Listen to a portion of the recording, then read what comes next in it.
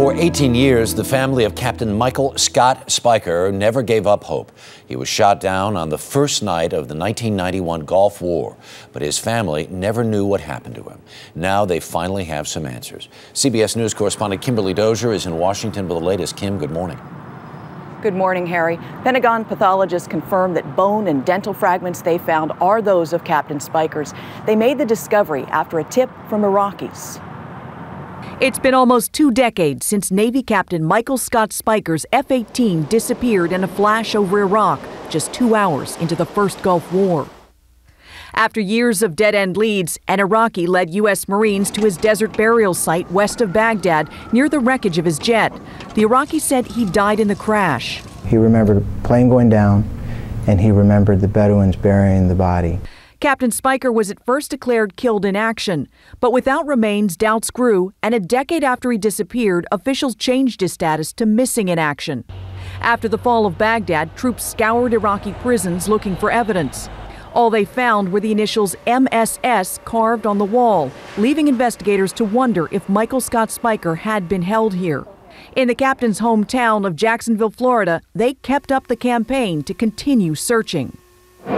The family has thanked the Navy for never giving up. President Obama has saluted the family and said he hopes that this gives them closure.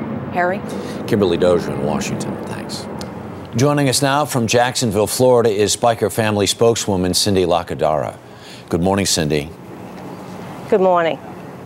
First off, tell me exactly where you're sitting. It looks like a very impressive place.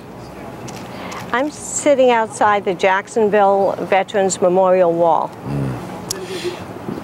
This Speicher family has waited so long for some real news, some truthful news about what happened to Captain Speicher. What has been the reaction? What has been the emotional response? Well, of course, there's sadness at Scott's passing. That, of course, is normal and expected. And we've been preparing for either a joyful reunion or the sadness of his passing.